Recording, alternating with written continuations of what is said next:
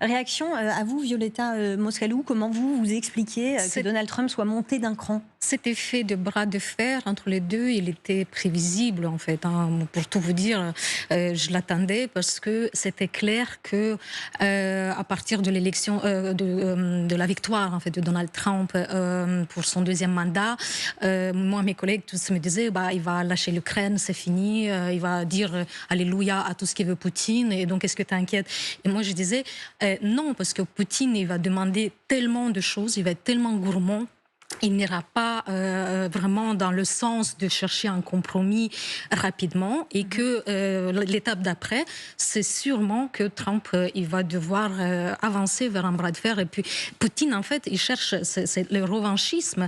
Il n'a jamais voulu se mettre autour de, je sais pas, de la table avec les pays de membres, les pays qui sont membres de l'Union européenne, parce qu'il n'a jamais considéré l'Europe comme son partenaire ou sa place en fait. Hein. Donc ils sont dans cette posture revanchiste pour dire que la Russie a hérité de la place de l'ex-URSS et donc c'est normal et c'est logique que ce rapport de force s'installe maintenant. C'est inquiétant, mais c'est la logique des choses. Alors c'est un rapport de force, du coup par message interposé, mais il se place au même niveau que Medvedev, qui est un ancien président russe. Est-ce qu'il a raison de faire ça C'est difficile, mais avec Donald Trump, il fait un peu ce qu'il veut, quand il veut, avec qui il veut, en quelque sorte. Et c'est vrai que Medvedev n'est pas de son niveau en termes de responsabilité. En revanche, sachant que Poutine ne parle pas beaucoup finalement, instrumentaliser cette intervention qui a énervé Donald Trump, bah, pourquoi pas.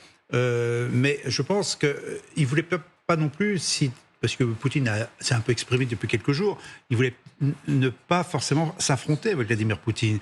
Et que justement, taper un second couteau, ça évite d'avoir un affrontement direct. Donc le rapport de force reste mesuré dans la communication, je dirais. Il n'attaque pas directement Poutine, qui est un ami à lui, en quelque sorte. Hein. Il attaque Medvedev, qui finalement n'est plus grand-chose. Et donc, il limite finalement son intervention en termes de communication à un niveau raisonnable, mais suffisamment fort pour qu'on en parle. Parce que qui annonce aujourd'hui, du jour au lendemain, le déploiement de 2 sous-marins nucléaires? Dès que vous mettez le mot nucléaire, de toute façon, toute la planète s'affole, de toute façon, au moins en Occident. Hein. Hein. Donc on s'affole, il y a le nucléaire, donc on a peur. Donc le fait d'avoir utilisé finalement ce terme dans un simple tweet, finalement, hein, pour faire simple, bah, déjà, il a une attirance. Alors, moi, je ne suis pas tout à fait d'accord avec la logique Epstein, hein, en disant que c'est un moyen de détourner l'attention. Ça peut y contribuer. Mais je pense qu'aujourd'hui, Donald Trump a un autre souci. Il n'obtient pas ce qu'il veut de Vladimir Poutine. C'est-à-dire ça peut être lié au fait qu'il voit bien que son ultimatum à Poutine d'arrêter la guerre vendredi prochain, que ça n'a aucun effet sur le maître du Kremlin. Enfin, il n'arrêterait pas la guerre. Il pourrait proposer un cessez-le-feu. Ce qui ne veut pas dire qu'on arrête la guerre. Mais un cessez-le-feu, depuis le début, on voit bien que ce n'est pas l'objectif recherché. Et je prétends quand même qu'on obtient un cessez-le-feu quand on est en difficulté sur le terrain. Or, à la date d'aujourd'hui, les troupes russes ne sont pas en difficulté. Elles avancent lentement, mais elles avancent. Ce serait plutôt les forces ukrainiennes qui seraient en difficulté.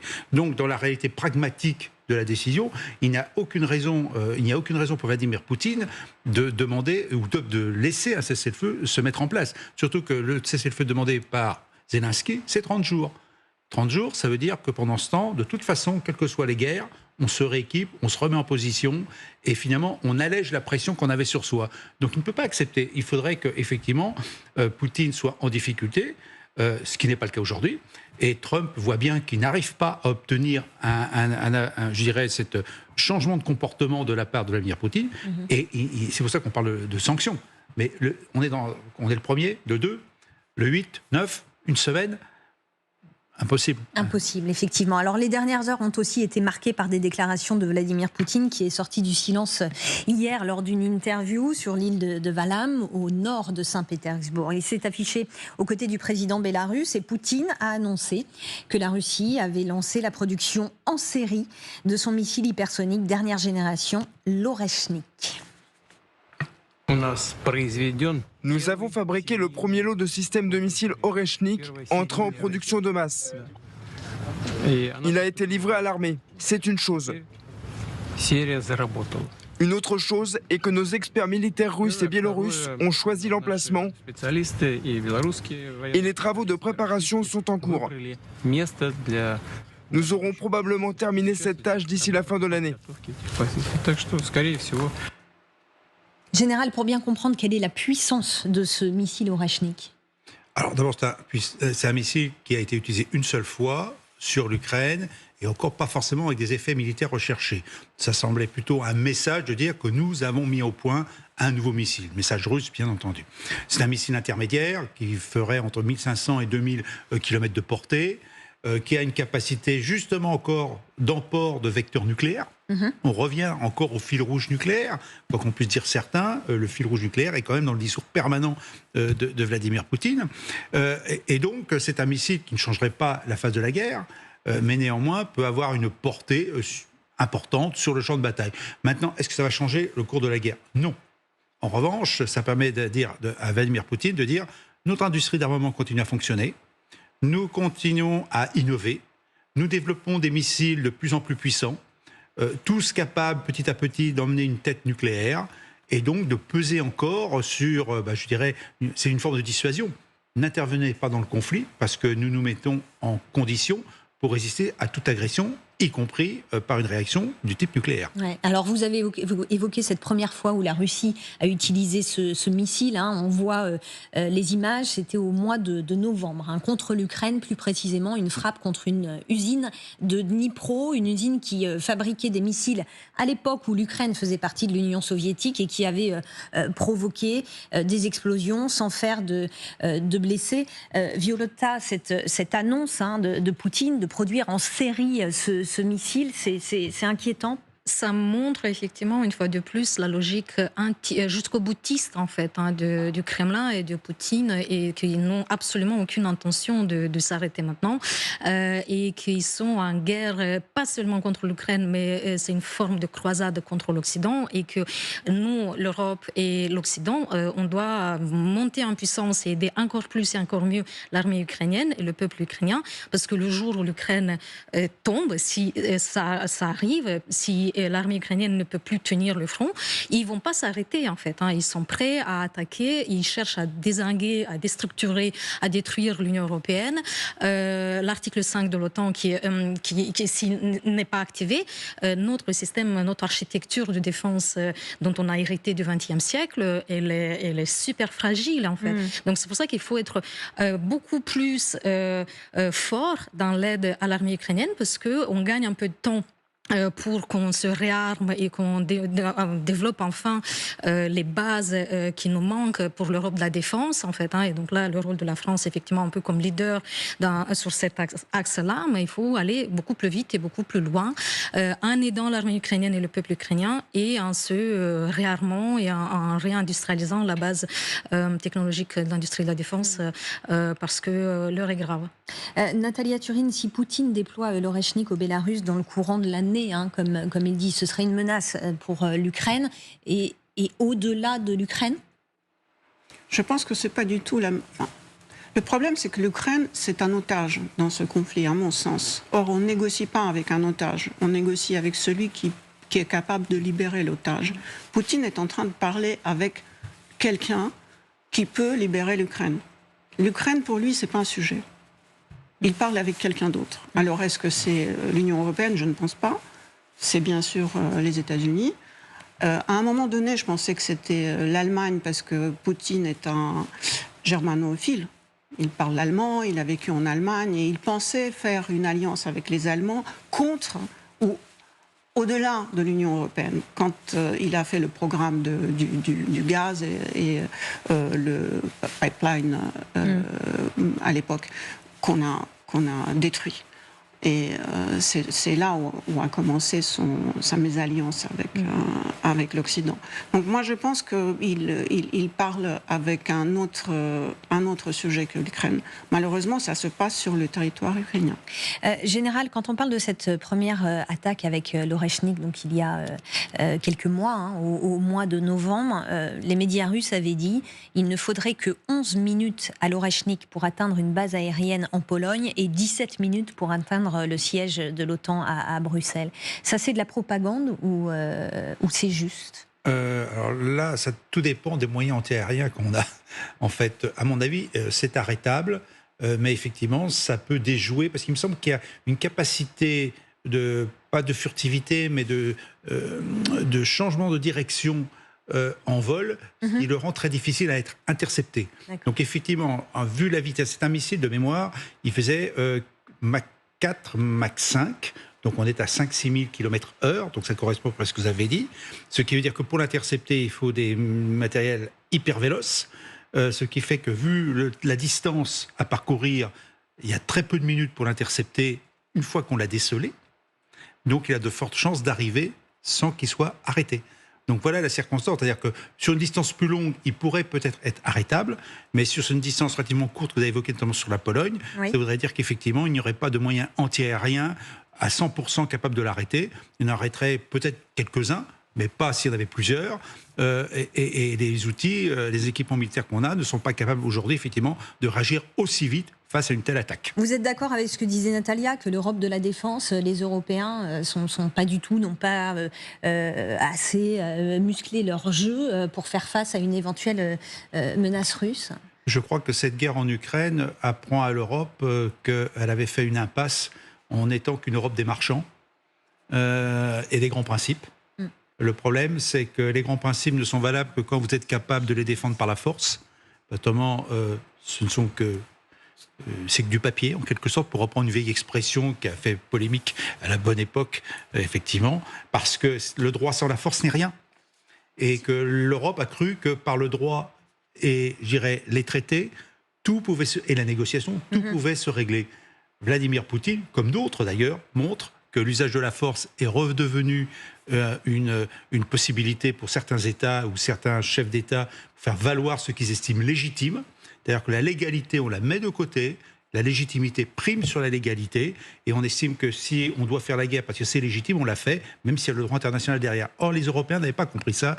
Ils ont toujours cru que par le droit, on allait tout régler. Aujourd'hui, le droit international a été fortement amoindri dans son application, et je pense que dans les années qui viennent, il y a beaucoup de choses qui vont changer, parce que le droit international tel qu'il a été conçu entre 1945 à nos jours n'est plus applicable vu l'état du monde et des relations internationales. Violetta Moscardou. Permettez juste pour revenir sur la phrase l'Ukraine est l'otage. En fait, je voulais juste rappeler qu'en 1994, on a forcé l'Ukraine à livrer son arsenal nucléaire et que la France, les États-Unis et quelques autres pays occidentaux ont été garants de l'intégrité territoriale et la souveraineté territoriale. Donc les Ukrainiens qui ont joué le jeu et qui se retrouvent maintenant en danger effectivement existentiel face à un pays prédateur et terroriste.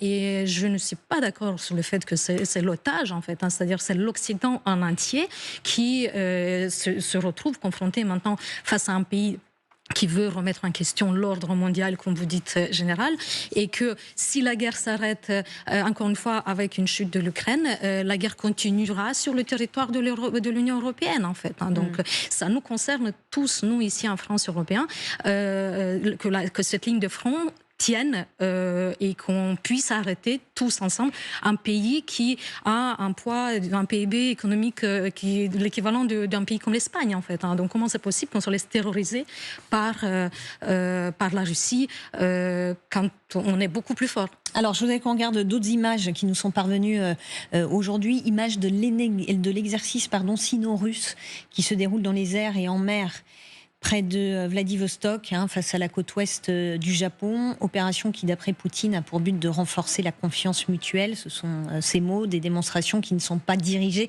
contre des tiers, dit la Chine. Natalia Turin, peut-être un mot sur l'objectif, donc à la fois de cet exercice, mais aussi de ces images qui sont diffusées.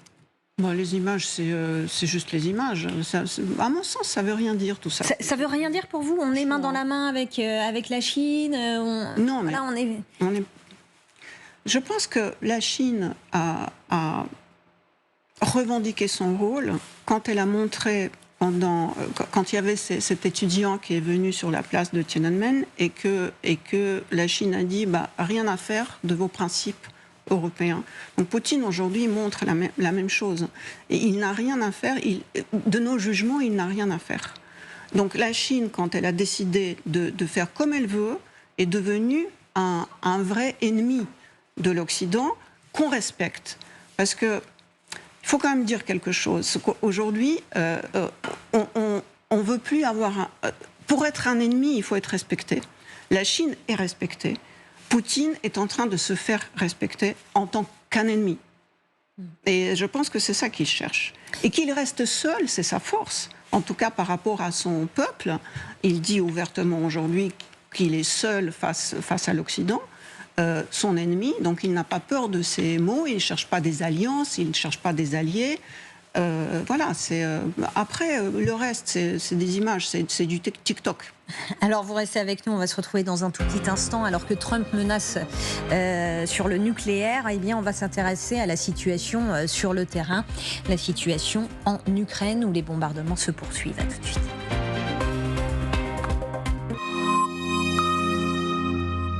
Sacha souffre d'une maladie grave et a besoin de dons de plasma. Grâce à Hugo qui donne régulièrement, elle peut vivre, tout simplement.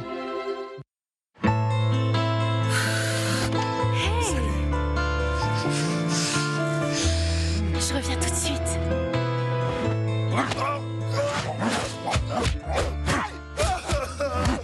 Oh, tu les adores. Plus sweet que le plus sweet. Axe, sent aussi bon qu'un grand parfum. Quoi? Tout ça? Pour ce prix? Je peux voir? Il y en a encore que ça étonne. Leclerc est moins cher que Carrefour, Intermarché ou Lidl par exemple. Et chez vous, vérifiez qui est le moins cher sur l'appli Mon Leclerc. Leclerc. Découvrez les nouveaux déodorants pour tout le corps Dove. Sentez bon, de la tête aux pieds. Ici, là et même là. Nouveau déodorant pour tout le corps Dove, testé dermatologiquement. SodaStream et moi, on fait toutes les boissons au super goût. Dosé comme j'aime, sans se prendre la tête. 100% moi. En ce moment, votre machine SodaStream est 100% remboursée en produits SodaStream. Vous savez quoi? Même en vacances, mes clients prennent rendez-vous sur carglass.fr. C'est simple. Ils choisissent le lieu, le créneau. En quelques clics, c'est fait. Comme ça, pas de changement dans leur programme. Alors vous aussi, même en vacances, prenez rendez-vous sur carglass.fr et tapez bien .fr pour être sûr d'arriver chez nous. Carglass remplace. En plus, sans moment, Carglass vous offre les essuie-glaces. Danser toute la soirée. Assister au match de son équipe préférée. Vos jambes lourdes vous gênent? Pensez à Daflon. Daflon 500 mg, efficacité cliniquement démontrée dans les troubles de la circulation veineuse, jambes lourdes, douleurs, impatience. Daflon, passe à l'action. Tout médicament peut exposer à des risques. Parlez-en à votre pharmacien. Donald Trump peut-il faire plier Poutine? Le président américain dit avoir rapproché de la Russie 2 sous-marins nucléaires. Et vous le savez, il a lancé un ultimatum à Poutine. Il lui demande d'arrêter sa guerre d'ici vendredi. On va s'intéresser à la situation sur le terrain, en Ukraine et en Russie, parce que pendant que le ton monte et se crispe entre la Maison-Blanche et le Kremlin, les frappes se poursuivent. On va regarder quelques images. Frappes russe dans la région de Donetsk ce matin. Vous entendez ce bruit impressionnant, frappe qui a été suivie d'un incendie, de grandes flammes et une épaisse fumée noire. Regardez.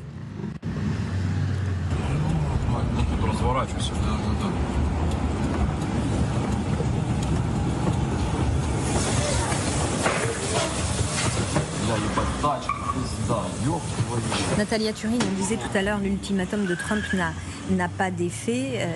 Est-ce que la menace nucléaire qu'il agite maintenant peut en avoir? Et notamment sur ce qui se passe sur le terrain. C'est-à-dire, est-ce que Poutine peut réduire la voilure ou est-ce qu'on est toujours dans une intensification? C'est une logique jusqu'au boutiste, il ne va pas s'arrêter et je pense que c'est intéressant, c'est important quand même qu'on se repose la question de notre responsabilité en tant qu'occidentaux sur le fait qu'on a nourri un monstre en fait depuis plus de 20 ans, c'est-à-dire Poutine avant d'oser envahir l'Ukraine, il a fait quoi? Il a fait des choses horribles contre son peuple en Russie, il a détruit son opposition, il a tué Boris Nemtsov, Anna Politkovskaya et d'autres. Il a fait la guerre en Tchétchénie, il a été faire la guerre en Géorgie, il a osé l'annexion de la Crimée. Donc, et on l'a laissé faire. Donc on a nourri ce monstre et qu'il a pris encore plus de force et de courage. Et maintenant, il faut qu'on soit tous très forts et lui montrer qu'il ne peut pas terroriser la planète entière, en fait. Donc c'est sûr que sur le terrain, les Ukrainiens qui payent le prix de notre incapacité en tant qu'Occidentaux de réagir de façon complexe à travers les sanctions, à travers l'armement qui est fourni à l'Ukraine, mais insuffisant, pas assez vite, et donc tout ça, ça met en danger. Et entre-temps, c'est la population civile en Ukraine et l'armée ukrainienne qui paye le prix en fait de notre faiblesse et de notre handicap occidental. Dans quelques dizaines de minutes, on parlera justement des sanctions. Pour rester sur les images de la semaine, il y a eu également cette attaque très importante. C'était dans la nuit de mercredi à jeudi.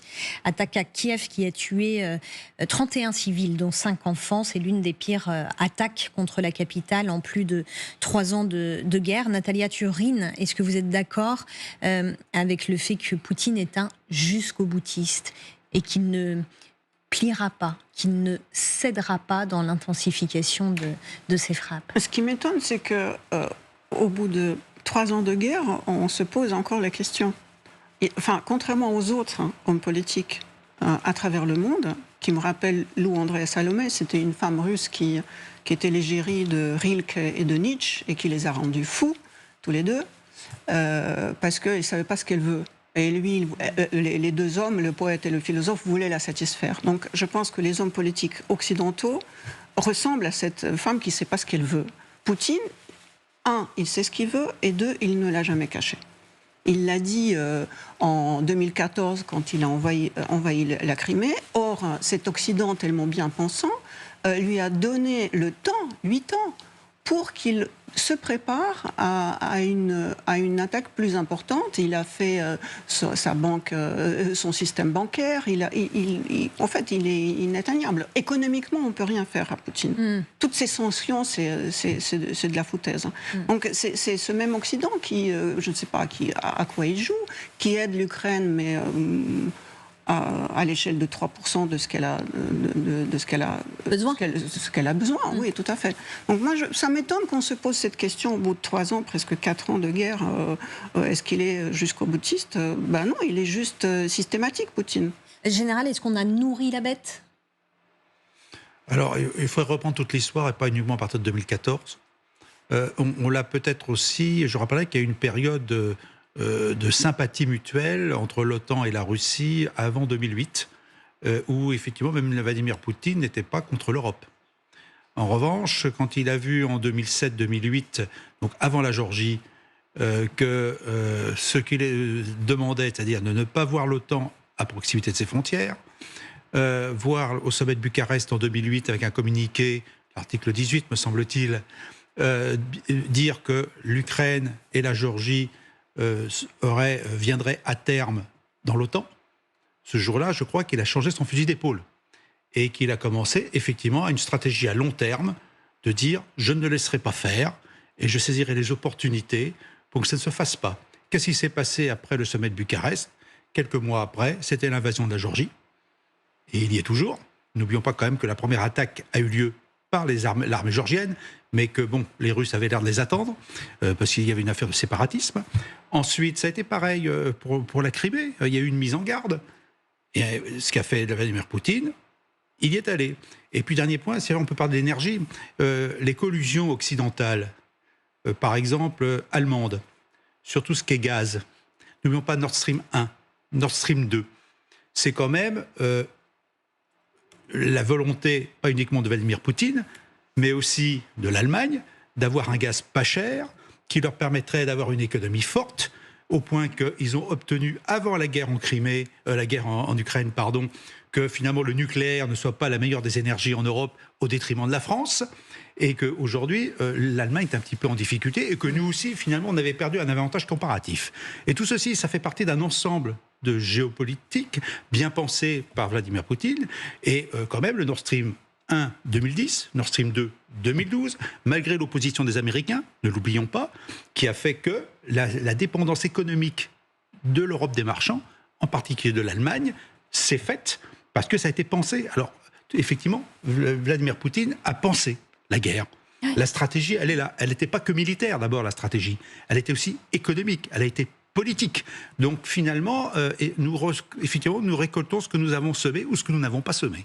Violetta. Si vous permettez, pour revenir sur et compléter sur la relation entre l'Europe et la Russie, et remonter une décennie en amont, c'est-à-dire en 2000, quand Poutine est venu au pouvoir, il s'avère que c'était l'année où je suis arrivée en France à l'époque pour mes études, donc je suis franco-ukrainienne, aujourd'hui plus de temps passé en France qu'en Ukraine, et je me souviens de mon étonnement à l'époque d'entendre parler président Chirac et d'autres hauts politiques français parler d'une Europe allant de Lisbonne jusqu'à Vladivostok. Et je me disais, mais est-ce que les Russes ils veulent de cette Europe? Est-ce que les Russes ils veulent être autour de cette table à 20, combien on était à l'époque, 24 en fait, ou ensuite à 27, à 28. Et en fait, ils n'ont jamais voulu de cette place autour de la table européenne. S'ils avaient voulu, dans la première décennie du mandat de Poutine, ils auraient pu être membres à part entière en fait, de cette famille européenne. Sauf que ça n'a jamais été l'intention de Poutine, ça n'a jamais été l'intention du Kremlin, et ils ont toujours cherché à reprendre l'héritage de l'ex-URSS au nom de la Russie, et oublier que, ne serait-ce que pendant la Deuxième Guerre mondiale, par exemple, l'armée soviétique, c'était des soldats ukrainiens, biélorusses et toute autre nationalité. On s'est approprié au nom de la Russie tout ce qui a été fait par l'Union soviétique, dans le bon côté des choses. Mais par contre, encore une fois, la responsabilité des Occidentaux, et je reviendrai sur le fait qu'on a nourri la bête, il n'y en a jamais eu de Nuremberg sur les crimes de stalinisme, en fait. Et ce qui explique qu'aujourd'hui, Staline en Russie, il est considéré comme un héros national, mais c'est juste hallucinant. C'est-à-dire tous les crimes de Goulag et tout ça n'ont jamais été condamnés. Mes grands-parents des 4 côtés ont tous vécu des déportations, expropriation, occupation par les soviets et tout ça. Personne n'a porté la responsabilité là-dessus. Donc en gros, le mal qui n'a pas été puni à l'époque nous revient maintenant avec un effet boule de neige et avec cette terreur au niveau mondial de dire c'est un pays nucléaire et qu'est-ce qu'on va faire, comment on va l'arrêter. Mais nous sommes occidentaux responsables. Alors on va revenir sur la situation sur le terrain et avec ce chiffre qui nous a beaucoup marqué hier. C'est le nombre de drones utilisés par la Russie au mois de juillet 2025. Hein, quasiment 6300 drones. C'est 1300% de plus qu'il y a un an. Là, il y a une montée en puissance dans les attaques de drones russes sur l'Ukraine générale. Il n'y a pas qu'une montée en puissance, il y a aussi une montée en qualité. Parce qu'à l'origine, c'est comme les Ukrainiens qui avaient l'avantage et qui ont largement développé la guerre par drone. Et là, manifestement, les Russes, même s'ils ont acheté des licences aux Iraniens, ont été capables d'améliorer ces drones, de rajouter des composantes. Ça veut dire aussi que les sanctions ne marchent pas si bien que ça, parce qu'il y en a un certain nombre qui viennent notamment de Chine d'ailleurs, hein, mais sans doute pas uniquement de là. Et qu'en fait, aujourd'hui, ils ont une production industrielle de guerre qui leur permet effectivement de saturer l'espace aérien, sachant que dans tous ces drones, alors c'est vrai, il n'y a pas la différenciation en termes de qualité, c'est-à-dire qu'il y a des drones leurres, il y a des drones de destruction, des drones de reconnaissance, donc il y a beaucoup de variétés de drones. Hein. Et puis les derniers drones dont on parle beaucoup depuis quelques semaines, c'est des drones à réaction en quelque sorte, donc capables d'aller beaucoup plus vite que les drones habituels qui vont assez lentement, et donc d'être pas facilement arrêtables. Donc c'est ce qui apparaîtrait aussi. Ça voudrait dire que technologiquement, en termes d'innovation aussi, les Russes ont réussi à compenser leur faiblesse, parce qu'ils étaient en faiblesse très nette face aux Ukrainiens, au point même d'ailleurs qu'ils ont réussi à créer des drones philo-guidés, c'est-à-dire il n'y a plus de brouillage électronique possible jusqu'à la prochaine découverte, bien entendu. Voilà, donc aujourd'hui, les Russes ont pris l'ascendant dans les drones, même si on parle de frappe, vous l'avez montré tout à l'heure, dans la profondeur de la part des Ukrainiens, qui sont capables de frapper dans la profondeur, effectivement, mais nous sommes dans une guerre de drones que moi je qualifierais presque d'artillerie, mais d'artillerie un peu différente de celle qu'on a d'habitude. Il y a l'artillerie au sol, et puis là on a une artillerie en quelque sorte qui existe par les drones, qui est capable de frapper n'importe où, et dans la profondeur, aussi bien du côté russe que du côté ukrainien, ce qui n'était pas le cas quand même. Il y a quelques mois, il n'y avait pas de frappe dans la profondeur par des drones russes sur le territoire ukrainien. Aujourd'hui, manifestement, ils sont capables d'atteindre dans la profondeur le territoire ukrainien, donc il n'y a aucune zone en Ukraine qui serait à l'abri des frappes de drones aujourd'hui. Dans le Donbass, à présent, les troupes russes poursuivent leurs tentatives pour gagner du terrain. On écoute à ce propos Vladimir Poutine. Nos forces progressent sur toute la ligne de front, dans la zone frontalière, dans la République de Donetsk, à Lugansk, dans les régions de Zaporijia et de Kherson. Partout, dans tous les endroits. Quelque part, elle est plus importante, quelque part moins, mais l'activité est positive. Bien sûr, grâce à la bravoure et à l'héroïsme de nos hommes. Général, est-ce que effectivement les forces russes avancent dans le... Si on prend l'ISW, ce qu'on lit tous les jours, ouais. Donc des sources américaines, il est clair qu'il y a une avancée. C'est une avancée lente, de quelques kilomètres chaque jour, mais je crois qu'il y a surtout 3 points clés qui sont aujourd'hui vraiment visés, du nord au sud, sur la ligne de front de 1000 km. Donc au nord, il y a Kupiansk, qui est quand même, quand on regarde les cartes depuis plusieurs semaines, petit à petit, Kupiansk commence à être encerclé.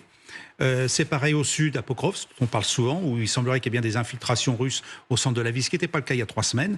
Et ça fait aussi des mois que les Russes sont autour de ces 2 villes. Mais là, a priori, ils ont l'air d'avancer, ce qui ne veut pas dire que les villes vont tomber. Et puis, il y a une ville au centre, Donetsk, mais là, j'ai du mal à dire le nom, donc je ne dirai pas son nom. Mais c'est pareil, il y a une poussée. Donc aujourd'hui, oui, il y a une poussée russe, lente, et presque inexorable d'ailleurs, parce qu'on voit bien que les contre-attaques qui ont lieu par les troupes ukrainiennes n'arrivent pas à aboutir finalement à des succès majeurs. Donc, et ce qu'on peut dire, c'est que tous les jours, malgré toutes les annonces de pertes, les Russes sont capables de mettre des soldats sur le terrain, du matériel, et de combattre. Alors, effectivement, ils ont changé leur tactique. Il y a beaucoup moins de blindés, parce que beaucoup ont été détruits, et puis les drones sont extrêmement efficaces du côté ukrainien. Maintenant, c'est du travail d'infanterie, du travail d'infiltration. C'est une autre forme de guerre qui est apparue suite justement à la menace des drones, où finalement c'est le fantassin, les petits groupes de combat qui s'imbriquent. On parle aussi beaucoup d'équipes de sabotage, qui est quand même assez curieux. Hein. C'est dans les SW depuis plusieurs semaines, on parle d'équipes de sabotage qui s'infiltrent dans les villes, ce qui n'était pas le cas avant. Voilà. Donc aujourd'hui, oui, il y a une progression. Maintenant, ce que vous disiez tout à l'heure, l'armée ukrainienne tient, mais la question qu'on peut poser, c'est combien de temps ? Parce qu'aujourd'hui, quand même, la poussée, comme le dit Vladimir Poutine, elle existe. Maintenant, est-ce que cette poussée pourra durer dans le temps, dans la mesure, est-ce qu'il y a les effectifs et les moyens derrière pour que ça puisse durer ? De toute façon, la deadline est assez simple. La deadline, c'est fin septembre, en gros, à cause du changement de climat.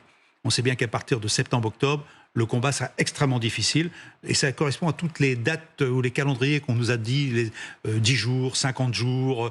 On est dans cette phase des mois de l'été plus septembre, donc 2 mois, où effectivement Vladimir Poutine doit obtenir un résultat qui lui permette d'être en position de force dans n'importe quelle négociation. Je voudrais saluer Jean-Pierre Loubet qui nous a rejoint à distance. Merci d'être avec nous. Vous êtes enseignant à l'Université Montpellier 3 pour le Master 2 d'Histoire militaire. Vous êtes spécialiste notamment du nucléaire. Donald Trump a donc décidé de déployer ces 2 sous-marins nucléaires proches de la Russie. Est-ce qu'on peut imaginer, depuis la déclaration de Trump, que ces sous-marins nucléaires déjà se soient repositionner.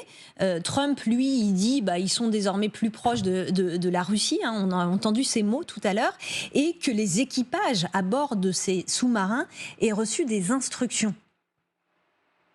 Oui, en fait, bonsoir. En fait, ça ne change pas grand-chose, ce repositionnement des sous-marins américains là, de classe Ohio. Pourquoi ? Parce que les Américains ont 14 sous-marins dans leur arsenal. Ils en ont souvent une dizaine qui est déployée, avec 5 qui sont vraiment en position de tir active. Donc, dire qu'on en déplace 2, ça ne change rien. En plus, les missiles qu'ils emportent ont une portée de 11 000 km.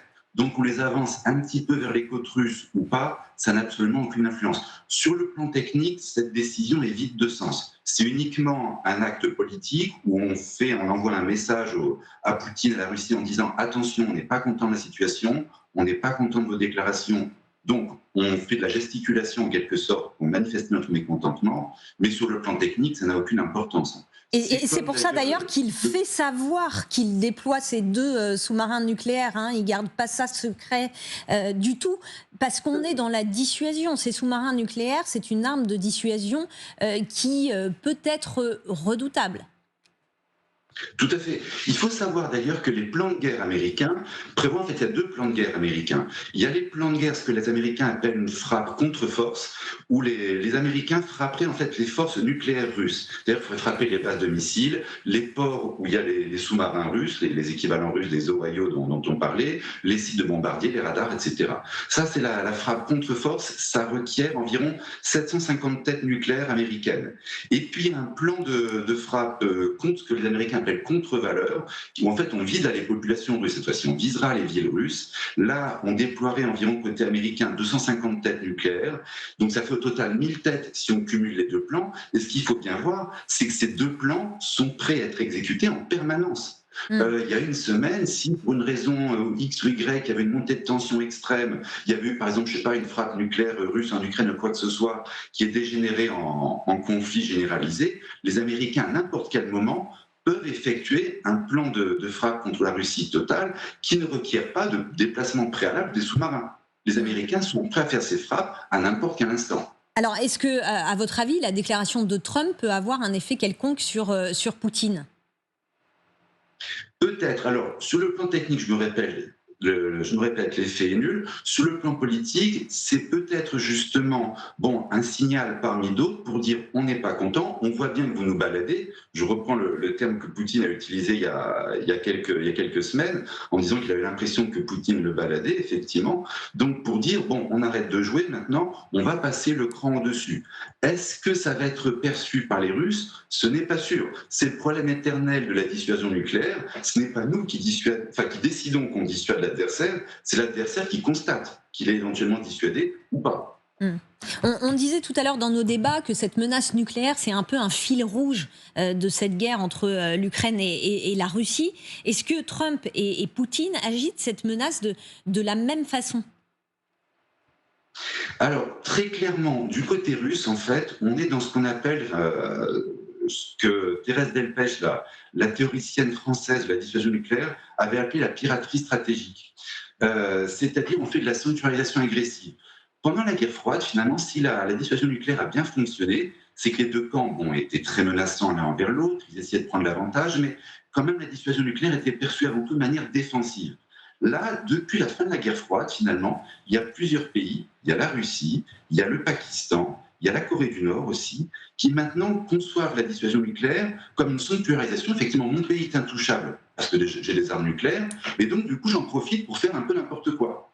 Donc c'est le Pakistan qui entretient de manière plus ou moins directe des groupes terroristes qui vont faire des attentats en Inde. C'est la Corée du Nord aussi qui assassine à droite à gauche ou qui, il y a une quinzaine d'années, avait coulé une corvette, par exemple, sud-coréenne. Il y avait quand même eu 46 morts côté sud-coréen. Et là, côté russe, c'est pareil. Donc on se sert de la sanctuarisation offerte par le nucléaire pour aller très loin hors de ses bases. Côté occidental, pour le moment, on est encore dans une position qui est clairement défensive. Alors, là, il commence à y avoir une divergence entre les deux approches de la dissuasion. Je voulais vous faire réagir aussi sur une déclaration de Vladimir Poutine il y a quelques heures, qui a annoncé qu'il allait produire en série son missile de dernière génération, l'Oreshnik. C'est un missile qui peut porter une charge nucléaire. Quelle est la nature de la menace avec ce missile Oreshnik ? Alors, on ne sait pas grand-chose encore de sûr sur cet Oreshnik. Il faut se méfier. D'ailleurs, les Russes ont la fâcheuse habitude d'annoncer beaucoup en matière nucléaire et puis de réaliser beaucoup moins. Je rappelle qu'en 2018, Vladimir Poutine avait fait un grand discours, d'ailleurs qu'il faut réécouter ce discours parce qu'il raconte beaucoup de choses importantes, à la fois sur la façon dont la Russie allait concevoir sa doctrine nucléaire et sur les nouveaux vecteurs nucléaires russes.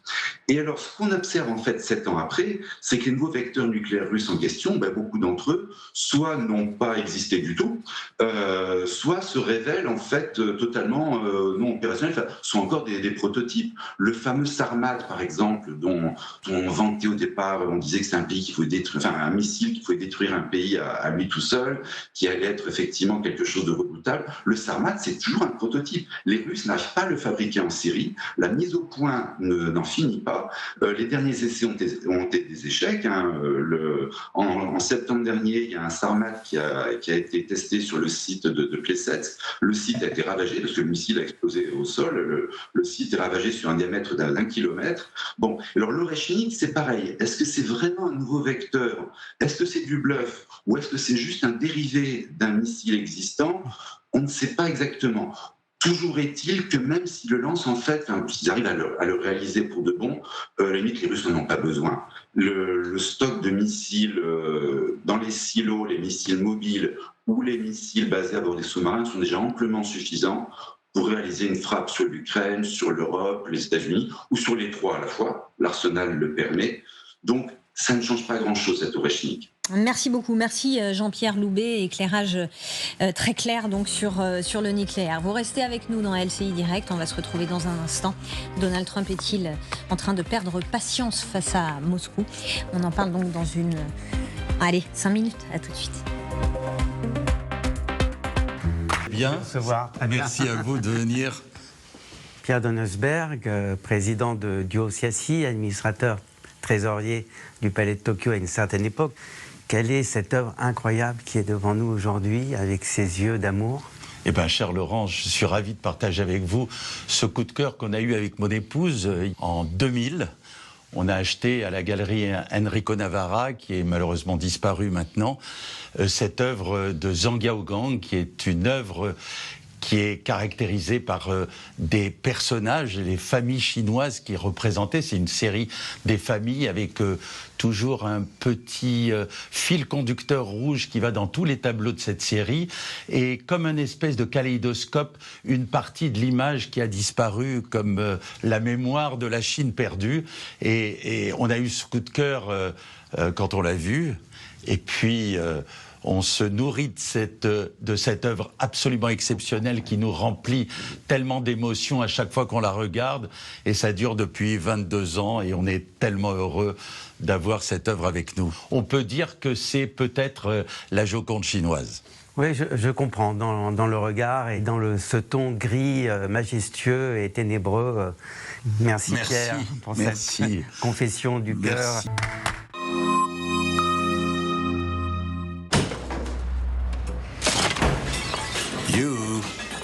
United Credit.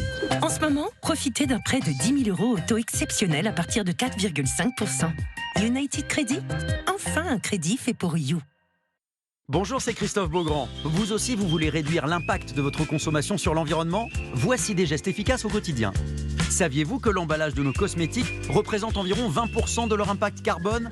Pour vos achats, privilégiez des produits rechargeables et les éco-recharges. Et si vous choisissez des produits labellisés Cosmébio ou Écocert, vous ferez la différence.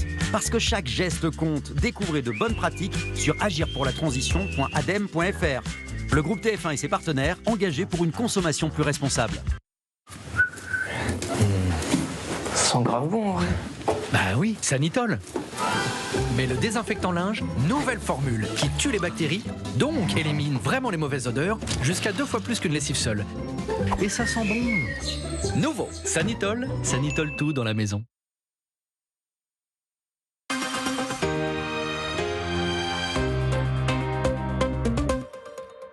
Quoi? Tout ça? Pour ce prix? Je peux voir? Il y en a encore que ça étonne. Leclerc est moins cher que Carrefour, Intermarché ou Lidl par exemple. Et chez vous, vérifiez qui est le moins cher sur l'appli Mon Leclerc. Leclerc. SodaStream et moi, on fait toutes les boissons au super goût. Dosé comme j'aime, sans se prendre la tête. 100% moi. En ce moment, votre machine SodaStream est 100% remboursée en produits SodaStream. Si vous ne donnez pas à votre petit chien les mêmes jouets qu'à un grand chien, pourquoi lui donner la même nourriture? Choisissez Ultima Petit, la recette adaptée aux chiens de moins de 10 kilos. Psst, psst, Ultima.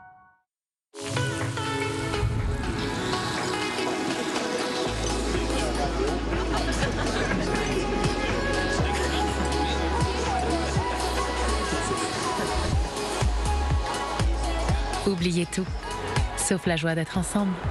Avec les fines bulles de Badois, bulles de joie. Et toi, tu fais quoi dans la vie? Je travaille dans une multinationale, mais j'ai démissionné. Ah bon? Là-bas, ce qui compte d'abord, c'est verser des dividendes aux actionnaires. Et là, maintenant? Maintenant, je suis dans la banque. Attends, je te suis pas, là. C'est une banque sans actionnaires. Elle appartient à ses clients. Donc là, ce qui compte d'abord, c'est l'intérêt des clients. Crédit Mutuel, une banque qui appartient à ses clients, ça change tout. Attends, t'as mis des boulons dedans? Mais t'aimes pas ça? Ah non, mais justement, j'adore ça. C'est vrai? Oui. J'adore. Et sinon, ce cake? Le jour où vous aimerez les boulons, nous baisserons leur prix. En attendant, chez Auchan, nous faisons le choix de baisser le prix des produits que vous aimez vraiment, comme la crème fraîche entière à 80 centimes. Auchan, le choix, le bon. Avec vos dates flexibles, vous avez le droit d'exiger une piscine. Recherchez un séjour avec des dates flexibles sur Abritel. Nous ne ne savons pas si votre enfant se sent plus protégé par le T-Rex ou le stégosaure. Mais s'il a les fesses rouges, Bepanthen Pommade crée une barrière protectrice. Bepanthen Pommade, votre allié contre les fesses rouges de bébé. Tout médicament peut exposer à des risques. Parlez-en à votre pharmacien.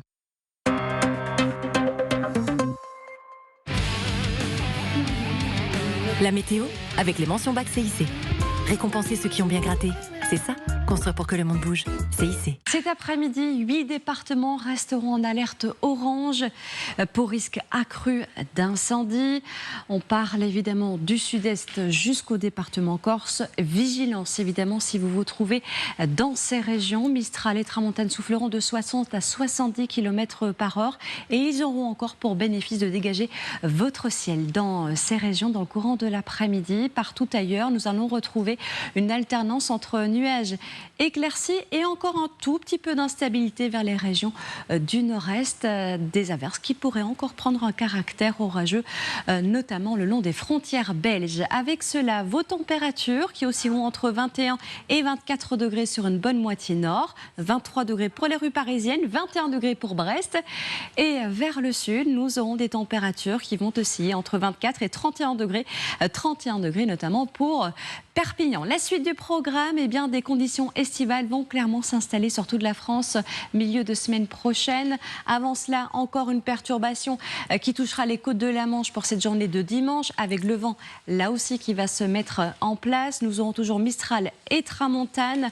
Pour la journée de lundi, on va garder ces résidus humides au nord-ouest du territoire, un dégradé nuageux nord-sud. Une petite perturbation, c'est vrai, des Pays de la Loire en remontant vers l'Alsace pour mardi. Et puis à partir de mercredi, on pourra bel et bien parler d'été pour tout le monde, avec des températures qui vont augmenter. On attend 25 degrés pour une moitié nord pour cette journée de mercredi, 32 degrés pour une moitié sud, et ça ne va cesser de grimper au fur et à mesure des jours pour atteindre une trentaine de degrés sur la moitié nord. Fin de semaine. Belle suite de programmes avec nous sur LCI. Avec les mentions bac CIC, construisons pour que le monde bouge.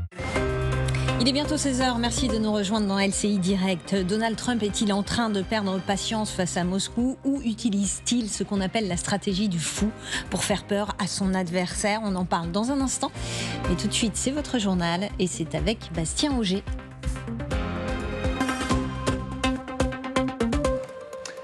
Rebonjour Céline, rebonjour à tous. Si vous aimez être seul sur la route, eh bien ce n'était pas la bonne journée pour partir en vacances. Journée noire sur les routes dans le sens des départs.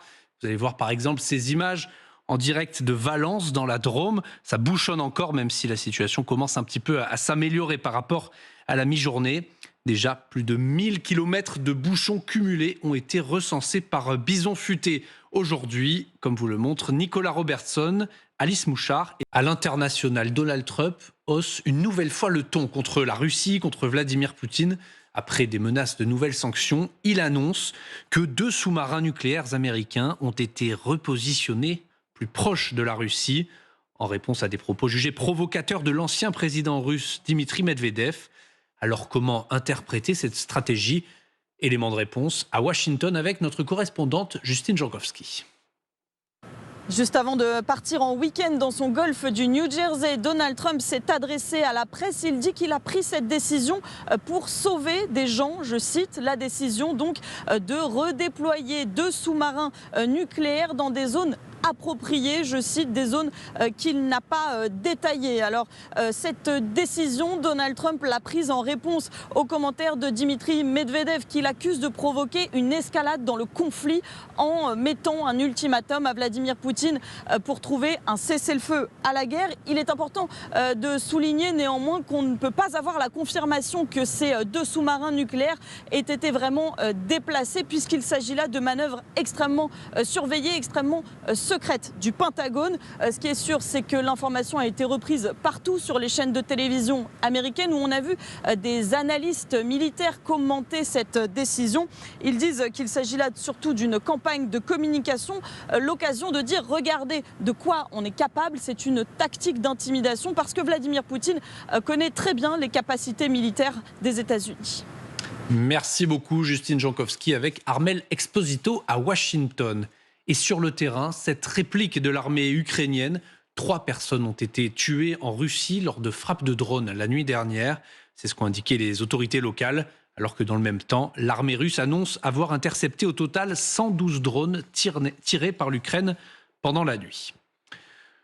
Dans la bande de Gaza, de nouveaux largages d'aide humanitaire ont eu lieu aujourd'hui pour tenter de répondre à une situation humanitaire toujours dramatique. Aujourd'hui, le gouvernement allemand, fidèle soutien d'Israël, parle de progrès limités et insuffisants après une visite sur place cette semaine. Et je vous propose tout de suite d'aller au plus près du terrain, au plus près de ces largages humanitaires avec ces images exclusives. Notre équipe, Charlie Nurel et Axel Charles-Messens, ont survolé Gaza, c'était hier, aux côtés de l'armée française. Regardez. Les palets tombent avec 2 à 3 secondes d'écart. C'est bien une spécificité française de pouvoir les faire justement tomber avec 2 secondes d'écart. Pourquoi? Tout simplement pour que la palette du dessus ne tombe pas directement sur la palette d'en dessous et donc ne provoque pas d'incident lorsqu'elle tombe au sol. Le survol de la bande de Gaza est assez impressionnant. D'abord, lorsqu'on arrive par le nord, on voit des villes entièrement détruites, alors des quartiers avec des bâtiments qui sont entièrement calcinés. Puis ensuite, lorsque l'avion avance un petit peu, on voit beaucoup de tentes, des kilomètres carrés de tentes. C'est bien évidemment là où les habitants gazaouis se réfugiaient pour tenter d'échapper au combat. Et puis, lorsqu'on se repenche un petit peu, on revoit encore d'autres quartiers calcinés. Nous avons même vu une fumée qui émanait d'un des quartiers, peut-être symbolisant l'une des frappes qui avait lieu récemment, la bande de Gaza. Le survol de la bande de Gaza, lui, n'a duré que 5 minutes. En France, le footballeur star du PSG, Achraf Hakimi, pourrait être jugé pour viol. C'est en tout cas la requête du parquet de Nanterre. Selon les informations du service police-justice TF1 LCI, le parquet a saisi le juge d'instruction et réclame une mise en accusation du footballeur international marocain accusé de viol sur une jeune femme en 2023. Lui a toujours contesté les faits. En cas de procès, il risque jusqu'à 15 ans de prison. Puis à Montreuil, une infirmière soupçonnée d'agression sexuelle sur des nourrissons ainsi que son compagnon devait être présentée aujourd'hui à un juge d'instruction. Selon les informations de LCI, leur garde à vue a été levée hier. Ils sont aussi soupçonnés d'avoir filmé et diffusé des vidéos à caractère pédopornographique. Et puis on va terminer ce journal avec des images qui font extrêmement plaisir. En haut de votre écran, vous allez assister à la victoire magnifique du Français Maxime Grousset, sacré tout à l'heure champion du monde pour la 2e fois de suite aux 100 mètres papillon. Lundi, il avait déjà remporté la finale du 50 mètres papillon. On le voit savourer, notre Français. C'était tout à l'heure à Singapour lors des mondiaux de natation. Un peu plus tard, les nageurs et nageuses français sont arrivés 3e, médaille de bronze sur le relais 4 x 100 mètres nage libre, derrière les Américains et les Russes. Voilà, c'est la fin de ce journal. Je vous laisse en compagnie de Céline Pitlet, LCI Direct. Merci beaucoup, Bastien. On vous retrouve à 18h pour un nouveau point sur l'information. Donald Trump est-il en train de perdre patience face à Moscou ou utilise-t-il ce qu'on appelle la stratégie du fou pour faire peur à ses adversaires? Le président américain a donc déployé 2 sous-marins nucléaires en réaction aux provocations de l'ancien président russe Medvedev. Trump affirme que ces sous-marins se sont rapprochés de la Russie. Je voudrais qu'on regarde ce que dit le comité éditorial du Wall Street Journal qui juge que la théorie du fou de Trump, qui consiste à être complètement imprévisible, a ses limites. D'abord, Général, j'aimerais qu'on explique c'est quoi la théorie du fou et quel est l'objectif de cette stratégie. On met l'autre dans l'incertitude, puisqu'on ne sait pas comment soi-même, si la décision qu'on va prendre ou qu'on va proposer sera suivie des faits, ou si ce n'est pas le contraire de ce que je voudrais faire. En fait, Donald Trump est dans la théorie du fou depuis le début. Il n'a pas attendu ces 24 heures. Ça fait maintenant 6 mois qu'on ne sait jamais ce qu'il va faire le lendemain, s'il ne va pas se contredire, s'il ne va pas remettre en cause finalement quelque chose. Ce qui n'empêche pas que derrière, il y a un fil rouge. Le fil rouge, c'est il a une stratégie, il a une politique, il n'est pas complètement idiot. En revanche, effectivement, il a le chic pour déstabiliser ses interlocuteurs, les autres États. Et dans le cas du nucléaire, c'est exactement ça, parce que pour une fois, je dirais, il énonce quand même publiquement qu'il déploie 2 sous-marins nucléaires, alors qu'ils soient à propulsion nucléaire ou bien avec des têtes nucléaires. peu importe. En fait, tout le monde sait qu'il y a des sous-marins américains qui sont déployés dans le monde. Alors d'ailleurs, l'intervenant, vous avez vu tout à l'heure, l'a précisé. Il l'a très bien expliqué. Il a très bien expliqué, donc on ne va pas revenir dessus. Donc oui, c'est déjà le cas. Nous, on fait pareil. Donc voilà. Mais maintenant, la stratégie du fou, c'est le problème, c'est et après. Parce que là, il déploie. Quelle va être la réaction de Vladimir Poutine? Pour l'instant, on n'a pas de réaction. Moi, je pense qu'il va attendre un petit peu pour montrer peut-être que ce n'est pas vraiment important. Il ne veut pas donner trop d'importance à cette déclaration. Il connaît parfaitement le potentiel militaire des États-Unis. La question qui est surtout importante à mon avis pour lui, même s'il a l'air de s'en fiche un peu, je parle bien de Vladimir Poutine, c'est de ne pas irriter plus Donald Trump. Parce que Donald Trump, justement, dans la théorie du fou, il peut aller encore plus loin. On ne sait jamais. Mais alors, ça va être quoi le plus loin dès lors qu'on met en avant lui aussi, le nucléaire. On a entendu le nucléaire, selon les Russes, depuis 3 ans et demi. Et là, maintenant, les Américains, pour la première fois, en parlent. Alors que jusqu'à présent, ils étaient plutôt profil bas, comme d'ailleurs tous les Européens. Donc voilà la difficulté aujourd'hui. Donc cette théorie du fou, effectivement, elle a des limites. Parce que s'il n'y a que du baratin, s'il n'y a que des messages et qu'il n'y a pas d'action, il se passe quoi? On se décrédibilise. Et peut-être que Donald Trump, dans une semaine, sera décrédibilisé parce qu'il n'aura pas réussi à faire pression, y compris par ce moyen-là, sur Vladimir Poutine. Alors, la question aussi, c'est que est-ce que c'est bien Vladimir Poutine la cible? C'est Medvedev qui s'est exprimé, qui est un second couteau dans le système politique russe. Donc, il y a aussi ce que je pense que Donald Trump a ménagé Vladimir Poutine. Il ne l'a pas attaqué directement, ce qui évite aussi d'autres réactions. Donc on prend un second couteau qui fait un petit peu le fusible, et on va bien voir ce que le fusible va devenir. Alors vous l'avez dit, et effectivement, cette stratégie du fou, c'est pas la première fois que Trump l'utilise. Alors je ne sais pas si vous vous souvenez, lors de son premier mandat, il l'avait utilisé avec le Nord-Coréen Kim Jong-un. Il avait dit: mon bouton nucléaire est beaucoup plus gros et beaucoup plus puissant que celui de Kim. Est-ce qu'avec le nucléaire, Violetta, on est aussi dans cette tactique-là, pardon? Moi, je pense que, comme dit le général, la question c'est et après. Et après, à mon avis, on sera obligé de se mettre face au changement de posture et d'accepter que cette guerre ne s'arrêtera pas tant qu'on ne va pas changer de paradigme. Et on arrêtera de dire que la Russie ne peut pas gagner cette guerre. Et on commencera à se poser la question comment on peut faire perdre la guerre à la Russie, en fait. Parce que tant qu'on reste sur un paradigme et ils ne peuvent pas gagner cette guerre, ce n'est pas du tout la même chose que si on se donne comme objectif de faire perdre la guerre à la Russie. Et donc, dans ce cas-là, aller chercher les stratégies. Est-ce qu'on a tout vraiment exploité? Je ne pense pas. Encore une fois, on a un pays qui a 2% de PIB, un PIB équivalent à un pays comme l'Espagne, qui ne peut pas faire face, même avec la Chine et l'Inde comme des alliés, mais qui n'ont pas forcément envie d'être partie prenante en fait, d'une troisième guerre mondiale. Et je regrette le fait qu'on ne s'interroge pas sur des alternatives. Par exemple, l'ex-URSS, qui était considéré comme quelque chose d'immuable, s'est éclaté à un moment donné, en espace de quelques mois, 15 républiques indépendantes et tout. La fédération de la Russie n'est pas éternelle et qu'il y a aussi des territoires qui souhaiteraient peut-être un jour avoir cette indépendance et qu'il faut qu'on s'interroge aussi, est-ce que la Russie, en tant que fédération, elle peut exister comme ça encore des siècles et être source de terreur? Parce que quand on comprend la zombification qui a été impulsée en Russie par les moyens de propagande de télé, et les médias, en fait, donc pilotés et téléguidés par le Kremlin. On a plus de 100 millions d'habitants qui sont nourris à cette haine. Et c'est pas que la haine contre les Ukrainiens. Encore une fois, quand on écoute ceux qui comprennent le russe, ils ont la haine contre la France, l'Allemagne, l'Europe, l'Occident, contre le monde entier. Donc, commençons à nous poser la question, comment faire en sorte que la Russie perdre la guerre. Natalia, je voudrais qu'on regarde ensemble un tweet sur X de Yermak, qui est le chef de cabinet de Zelensky, du président ukrainien, qui a publié cette photo où on voit Donald Trump tenir Poutine par les jambes, la tête en bas. Est-ce que pour vous, ça révèle le rapport de force actuel?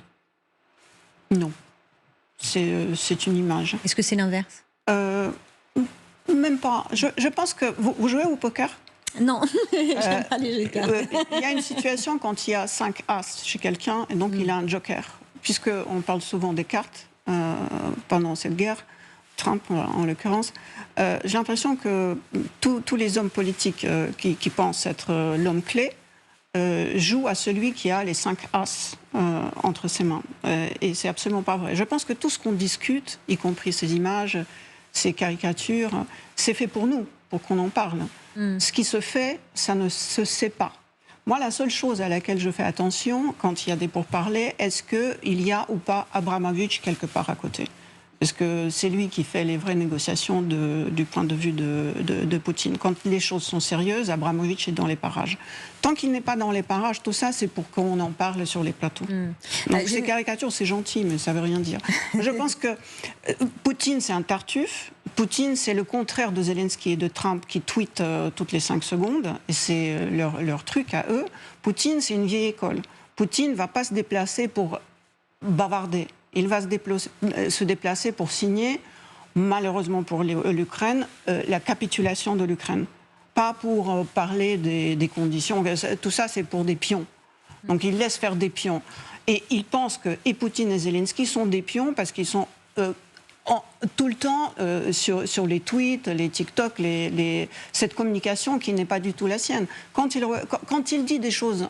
Pour nous, on considère que c'est des choses importantes, même si je ne pense pas que ça soit important, mais on les commande. C'est quand il voit Loukachenko dans les conditions des vacances, et il dit en passant. C'est-à-dire qu'il ne fait pas une conférence de presse pour s'adresser à Trump et répondre à sa menace. Il dit, bah, tiens, je vais voir mon pote. Et pendant qu'on boit un coup, je vais dire quelque chose à propos de la menace de Trump. Donc il joue quelqu'un qui relaxe, qui est un vrai empereur. Et vous, les petits pions, vous vous amusez à jouer les réseaux sociaux. Moi, je fais que des choses sérieuses. Ouais. Alors justement, on va voir ces images dans un instant. Juste pour finir sur la théorie du fou, vous nous disiez, Général, que cette théorie, elle est destinée à déstabiliser l'adversaire. Concrètement, là, est-ce que Trump, en l'utilisant, a la moindre chance de déstabiliser Poutine ? Vu ce qui vient d'être dit et que je partagerai en partie, je le vois mal être déstabilisé. Parce que je l'ai vu déstabilisé en juin 2023 avec l'affaire Prigojine. C'est le seul moment où effectivement j'ai vu qu'il n'était pas à l'aise. Là, je le vois extrêmement sûr de lui. Dans toutes les images qu'on voit depuis 1 an et demi, il est extrêmement sûr de lui. Et comme vous l'avez dit très justement, il parle très peu.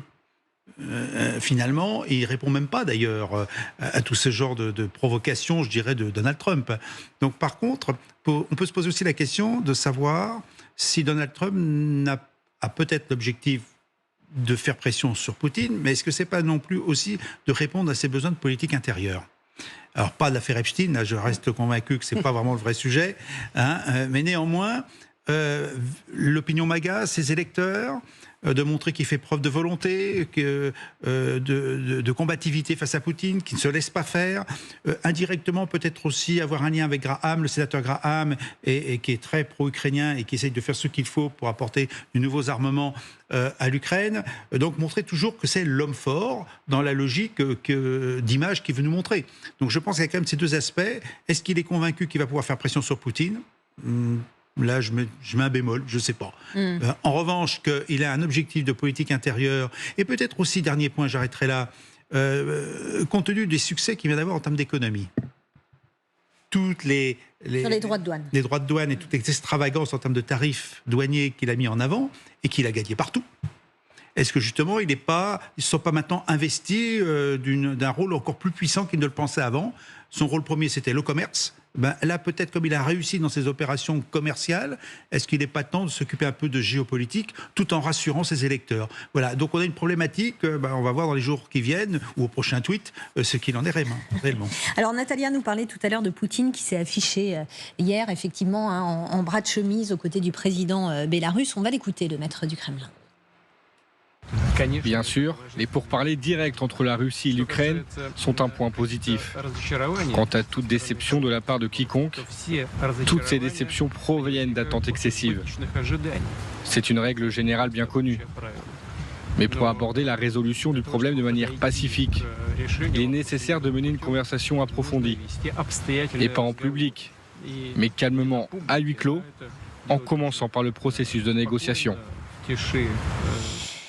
Violetta, on a le sentiment quand on voit ça, ces images, et quand on écoute aussi ce qu'ils disent, c'est que face à un Donald Trump qui fixe des ultimatums, qui après brandit la menace nucléaire, presque il se positionne comme le tenant d'une force tranquille.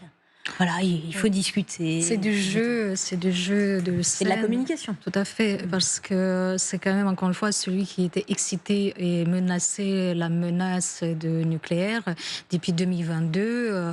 C'est quand même Vladimir Poutine, en fait, donc qui a mis ça sur la table. À un moment donné, même la France et le président Macron a dû lui rappeler qu'il n'est pas le seul à avoir l'arme nucléaire.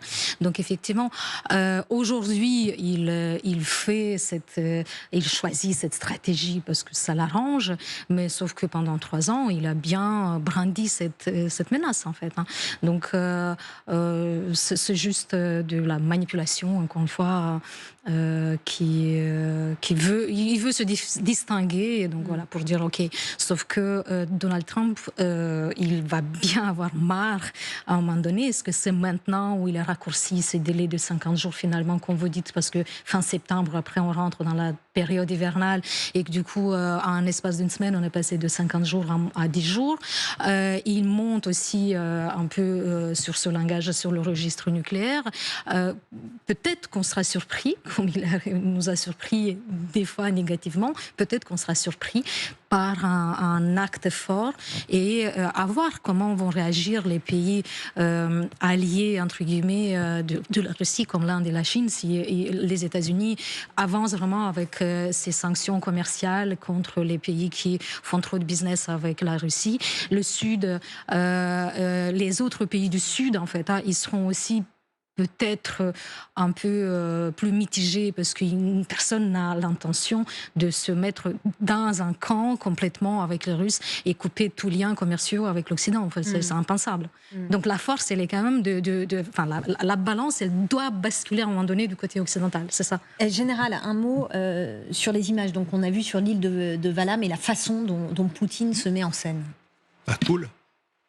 Pour faire résumer, c'est en fait décontraction par rapport à l'exaspération de Donald Trump.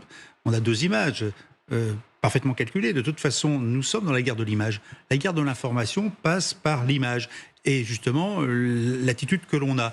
Et on voit bien que Poutine, décontracté, et quand même faisant un peu la leçon d'une manière indirecte à Donald Trump. Et puis rappelant peut-être quelque chose d'important quand même, c'est que la diplomatie par tweet n'est pas une vraie diplomatie. La diplomatie se fait par des diplomates, avec des personnes qui se rencontrent dans un cadre bien défini, et le mot discrétion. Parce qu'on sait pertinemment que tout le monde ne va pas être d'accord. Donc si on ne veut pas exacerber par une présence médiatique trop forte, par une communication trop forte, ce qui est en train de se discuter et pour trouver un accord, eh ben ça ne se fera pas. Et je pense que c'est un petit peu le dernier message qu'a donné Vladimir Poutine. Il a dit en gros, si vous voulez qu'on sorte de cette situation-là, il faut qu'on se rencontre dans, je dirais, entre guillemets, calmement, en toute discrétion, pour qu'on ait à se dire les choses qu'on veut se dire. Ça a déjà eu un peu lieu, d'ailleurs, il me semble bien. Alors je ne sais plus, c'est il y a 15 jours, entre la délégation ukrainienne et la délégation russe, où déjà, en toute discrétion, on a traité un certain nombre d'affaires, même bien loin de ce qu'on pourrait attendre, puisque c'était une libération de prisonniers essentiellement et de corps rendus, mais il y avait déjà ça. Et donc, finalement, ce que nous rappelle Vladimir Poutine, c'est les règles de base de la diplomatie que Trump ne respecte absolument pas. Il y a un petit côté donneur de leçons, Natalia, dans la façon dont il dit à Trump, finalement, ça ne se passe pas sur les réseaux sociaux. Voilà. Non, je ne pense pas. Je pense qu'on se trompe sur le compte de Poutine parce qu'on pense que c'est un homme d'affaires comme... Il avait l'air d'être un dealer comme Trump. Ouais. Trump est un dealer. Poutine n'est pas un dealer. Poutine, c'est un chef de mafia. Un chef de mafia, il dit à son consigliere, va m'apporter ce que je veux. Et puis il ne s'occupe pas. C'est les autres qui font pour lui. Simplement, il exige. Et si tu ne m'apportes pas ce que je veux, je te mets une balle dans la nuque. C'est ça sa méthode. Donc il ne donne pas de leçons. En revanche, ce qu'il veut de Trump, c'est parlons comme des vrais chefs de clan, le tien, le mien, et puis les pions, on les laisse de côté. On n'invite pas les pions à la table. Et c'est juste, il fait partie d'une autre école. Alors on va écouter Trump justement sur Vladimir Poutine.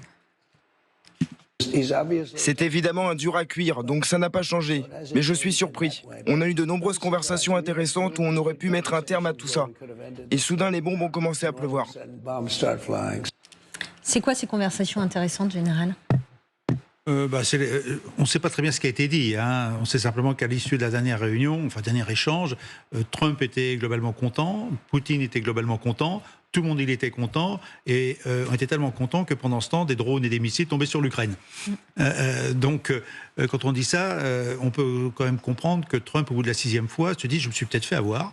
Par Vladimir Poutine, et c'est une réalité. Et c'est pour ça que je prétends que Vladimir Poutine a fait une erreur stratégique majeure, car il avait une opportunité finalement, pas forcément d'arriver à des négociations, mais d'établir un lien avec Donald Trump qui aurait peut-être pu déboucher sur quelque chose. Je ne sais pas sur quoi, hein, je n'irai pas jusqu'à là. Mais que là, il a montré son mépris pour Donald Trump. Je veux bien discuter avec Donald Trump. On se connaît depuis longtemps, on parle pendant 1 heure. Donald Trump veut que j'arrête d'envoyer des drones et des missiles, y compris sur des zones civiles. Et en même temps qu'on cause, on tire. Erreur stratégique, parce que Donald Trump, qu'on l'a dit plusieurs reprises depuis tout à l'heure, est quand même un petit peu imbu de lui-même. Et il pense que comme c'est la première puissance du monde, qu'il a la vérité, comme sur pas mal de sujets, qu'il est capable d'imposer n'importe quoi à n'importe qui. En fait, là, il s'est fait, ce qu'on a dit, beaucoup de commentateurs ont dit, rouler dans la farine, et c'est une réalité. Pour ça, je dis que Vladimir Poutine a fait une erreur stratégique, et qui s'explique d'ailleurs en partie, je pense, quand un chef d'État type autoritaire mène une guerre. Et à un moment donné, on est pris dans sa guerre, et on ne se rend plus compte de rien, et on croit même qu'on va la gagner à coup sûr. Et je pense qu'il est rentré dans cet état psychologique où il a fait preuve d'une absence de discernement, et peut-être ce qui est dit bien souvent, c'est qu'il ne veut pas avoir la paix telle qu'elle se conçoit aujourd'hui. Il veut bien la paix, mais à ses propres conditions.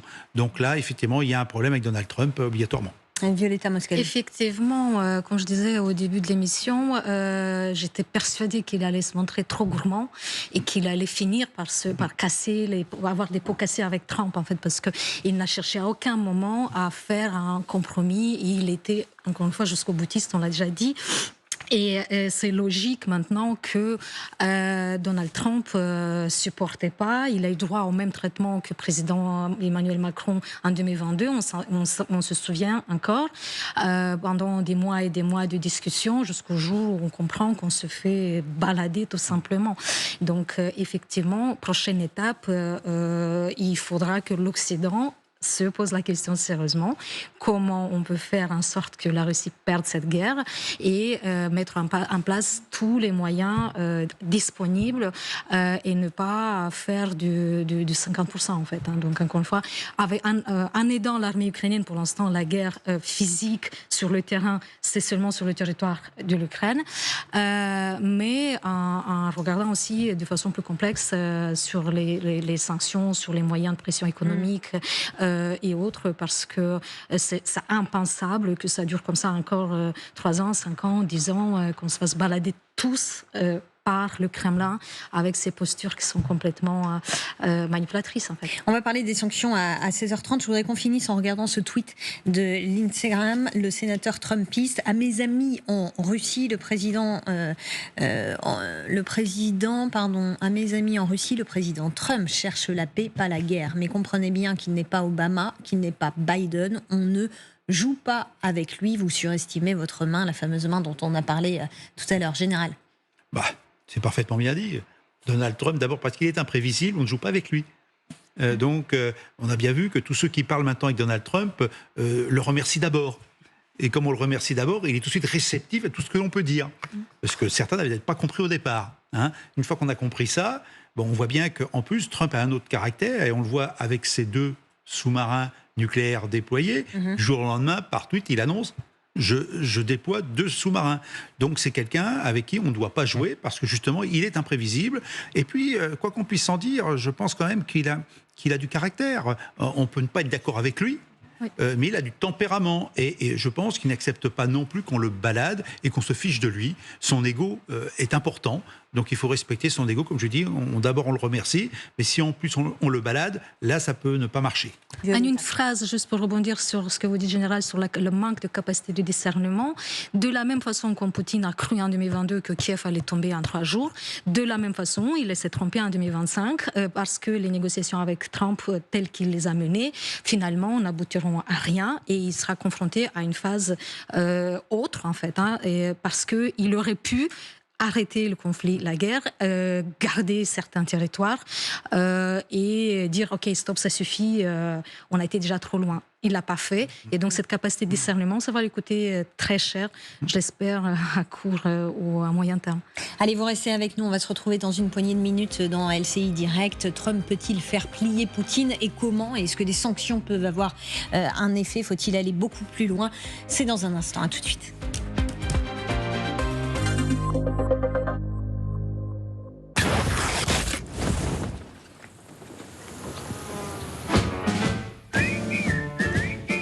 Avec la mise à jour à distance, poursuivez votre voyage sereinement. Nouveau Hyundai Tucson hybride, à partir de 249 € par mois. Réservez votre essai sur Hyundai.fr. Les amis, j'ai fait comme j'aime il y a 7 ans et j'ai perdu 10 kilos et surtout, je ne les ai jamais repris. Comme j'aime, ça marche pour tout le monde. Angélique, 36 ans de Cournon d'Auvergne, conseillère financière, a perdu 7 kilos en 1 mois et demi. Benjamin, 51 ans de Nantes, travaille dans le transport routier de marchandises, a perdu 28 kilos en 10 mois. Sandrine, 52 ans qui habite Paris, contrôleur de gestion, a perdu 21 kilos en 1 an. Alors pour perdre du poids, à partir de 3,92 € par repas. Rendez-vous maintenant sur comgem.fr. Comgem.fr, c'est important.fr. Sent grave bon, en vrai. Bah oui, Sanitol. Mais le désinfectant linge, nouvelle formule qui tue les bactéries, donc élimine vraiment les mauvaises odeurs, jusqu'à 2 fois plus qu'une lessive seule. Et ça sent bon. Nouveau, Sanitol, Sanitol tout dans la maison.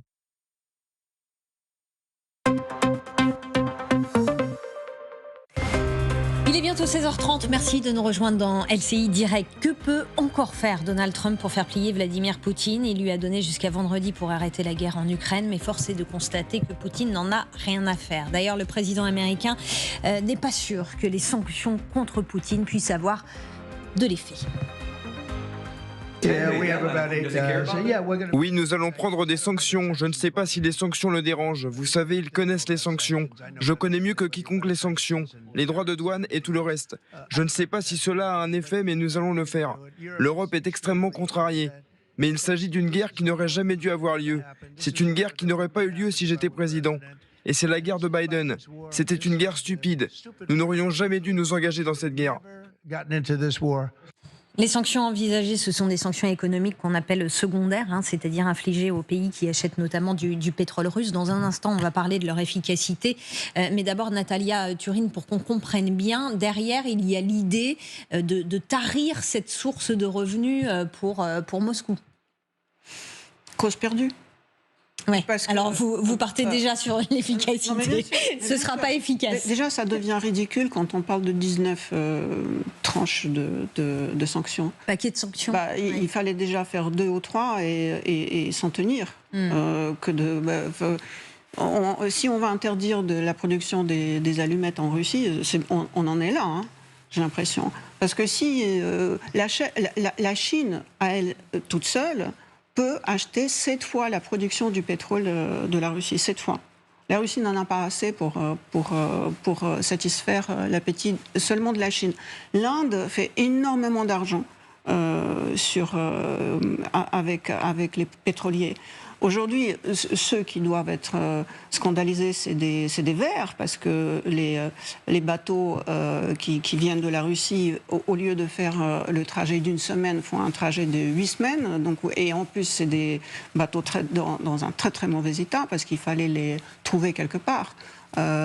Donc, je ne vois pas en quoi. Et puis surtout que l'économie russe, elle est stable parce que ça reste une économie de marché. Ce n'est plus du tout une économie communiste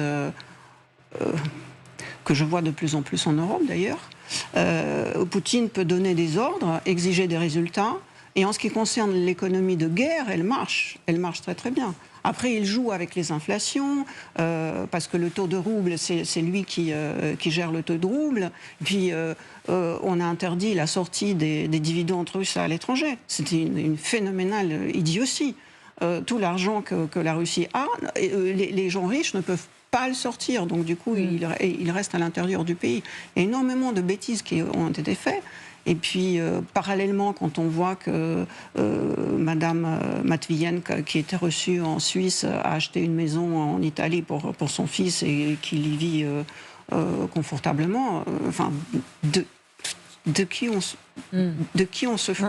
Pour rebondir sur l'exemple de Mme Matvienko, parce que je l'avais en tête aussi du point de vue comme illustration de fait qu'on n'est pas forcément honnête intellectuellement nous-mêmes jusqu'au bout. Parce que là, c'est une dame qui est clairement sur une liste des sanctions et elle a quand même eu une autorisation pour venir en Suisse. Et la France et l'Italie ont donné des autorisations de survol de l'espace aérien. Donc il y a un problème de cohérence. Ça ne va pas, effectivement. Il faut qu'on soit beaucoup plus honnête intellectuellement, nous-mêmes, et que quand il y a des sanctions, qu'on soit dans la rigueur maximum, parce que, on peut discuter après sur... Est-ce que l'économie en Russie, c'est une économie de marché ou pas? C'est pas ça. L'objectif, c'est de faire en sorte que le peuple russe comprenne l'implication, en fait, les conséquences, de la guerre qui est menée pas par Poutine et pas par son équipe proche au Kremlin, mais qui est menée par des centaines de milliers de Russes qui sont sur le front, en fait. Ils sont sur le front en Ukraine pour tuer les Ukrainiens et les Ukrainiennes et les enfants, les civils et tout. Donc, il faut que les Russes comprennent leur responsabilité, leur grande responsabilité dans le fait que cette guerre a été déclenchée et qu'elle dure. Et ça me fait repenser au fait qu'on a dit il n'y a pas eu de procès de Nuremberg contre le stalinisme. Si on n'avance pas jusqu'au bout dans la fermeté cette fois-ci, c'est juste impensable en fait. Donc il faudrait que ces sanctions soient beaucoup plus sévères et que le tribunal de justice qui a été ouvert à Strasbourg au Conseil de l'Europe il y a quelques semaines en fait, donc pour dire que la Russie devra faire face à sa responsabilité au-delà de payer la reconstruction de l'Ukraine, mais aussi de répondre pour les crimes de guerre, pour les centaines, les milliers de tués et tout ça. Ça ne doit pas être l'affaire de quelques-uns en fait. Ça doit devenir maintenant une cause dans les priorités pour dire que le mal qui n'a pas été puni revient et que si on n'a pas envie que ça reviennent encore dans une décennie ou deux ou trois, il faut qu'on soit clair et honnête et intègre avec nous-mêmes jusqu'au bout. Sur les sanctions envisagées par Trump contre Poutine, on va écouter à présent le représentant permanent des États-Unis auprès de l'OTAN. Le président Trump comprend manifestement mieux que quiconque comment utiliser son influence. Je pense qu'en annonçant le 8 août, sans cesser le feu, qu'il va mettre en place ce que j'appellerais des droits de douane, des sanctions dévastatrices à l'encontre de la Russie. Car comment financent-ils cette guerre? Comment peuvent-ils payer une nouvelle recrue? Un soldat de leur armée qui va très probablement partir au front et mourir après 2 semaines d'entraînement limité. Ils doivent leur verser l'équivalent de $100 000 américains pour aller à la guerre. En fin de compte, Poutine a besoin de vendre son pétrole. Il le vend à la Chine, il le vend à l'Inde, il le vend au Brésil. Et ces pays vont désormais subir des conséquences assez importantes pour avoir fait des affaires avec la Russie. La Russie n'aura plus d'amis, elle n'aura plus de partenaires commerciaux et sa capacité à financer cette guerre prendra fin. Général, les Américains aimeraient tarir la source de revenus des Russes, ces revenus qui alimentent la machine de guerre en fait. Ah bah, sans aucun doute. Mais bon, la leçon a été bien dite par le représentant américain qu'on vient d'entendre. Il faut redire la réalité peut-être. La réalité tout autre. Parce que ces sanctions, en fait, c'est de la guerre économique. On ne veut pas faire la guerre. La guerre militaire, personne n'en veut en Occident. On veut faire des sanctions parce que ça compense l'absence de volonté de faire la guerre, ou peut-être même les moyens de la faire, au moins pour les Européens. Donc on met des sanctions économiques. On sait qu'elles sont contournées depuis des années. Comment elles sont contournées? Elles sont contournées d'abord parce qu'il y a des accords ou des arrangements avec d'autres États. Si on prend l'exemple de la Chine, qui vient d'être évoqué, la Chine exporte, sous d'autres noms, le matériel nécessaire à l'économie de guerre de la Russie. Ça a été documenté cette semaine par un article, je ne sais plus, du Monde ou du Figaro. Ça, c'est un fait. Ensuite... Pardon, mais sous d'autres noms, ça veut dire quoi? D'autres noms, c'est-à-dire qu'au lieu d'appeler ça armes, on va appeler ça jeux vidéo. C'est caricatural. Ce n'est pas vrai. Voilà, on donne un autre nom. Enfin, ça donne une idée. Là, c'est du concret. La Chine ne vend pas d'armes. En revanche, elle vend des composantes qui servent, c'est dual, aussi bien à de l'armement qu'à du matériel civil.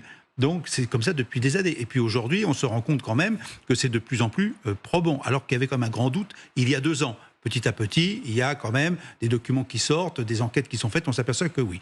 Donc la Chine soutient la Russie. Là, je ne suis pas du tout d'accord avec ce que dit le représentant américain. Une grande partie du monde soutient, d'une manière directe ou par neutralité, la Russie. Il y a le clan occidental d'un côté, oui, mais le clan occidental est un peu isolé. S'il n'était pas isolé, je pense que la réponse aurait été donnée contre la Russie, et la Russie aurait été vraiment isolée. La Russie ne l'est pas.